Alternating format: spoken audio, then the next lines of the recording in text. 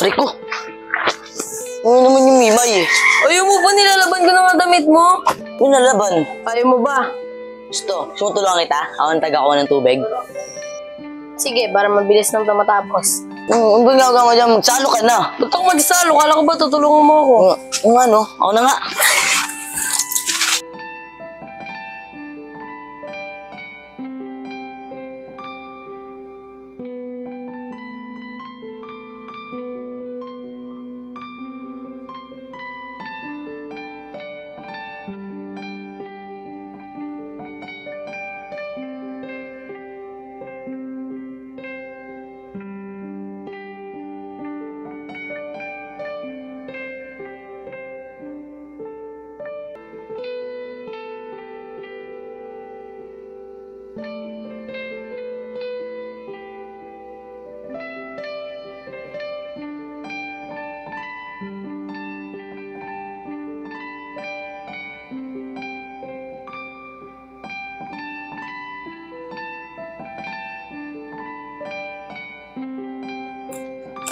Oh, dito lang pala kayo eh. Asan si JC? Hindi namin alam eh, bakit?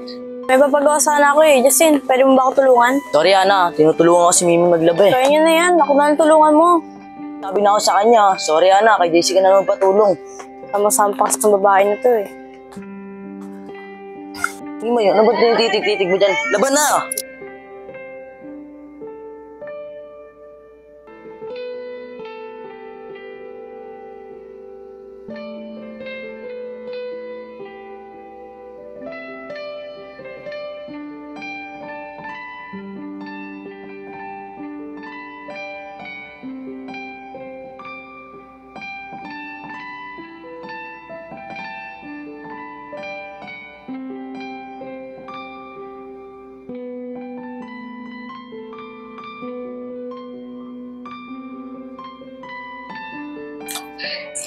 Dandi nyo.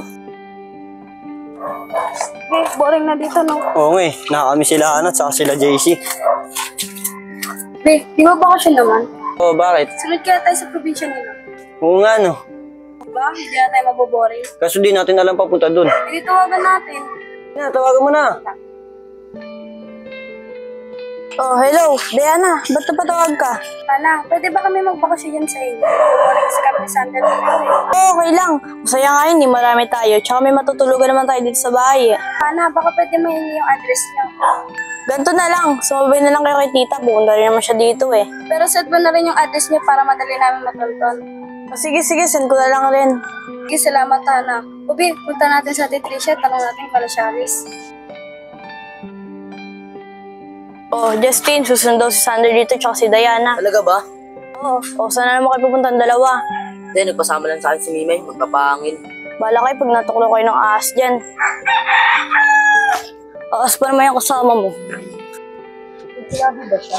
Wala, bayaan mo na yun. Ate Tricia!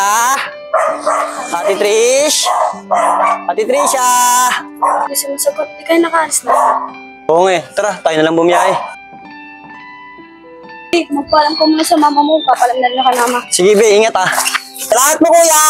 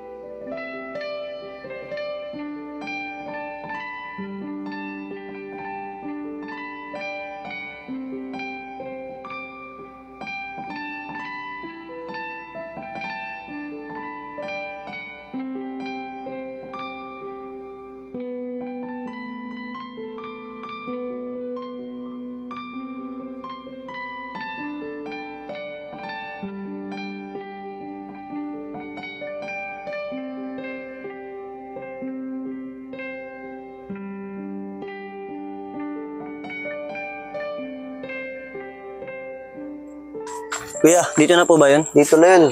Ana! Bisita mo ba to? Galing Maynila. Dayan!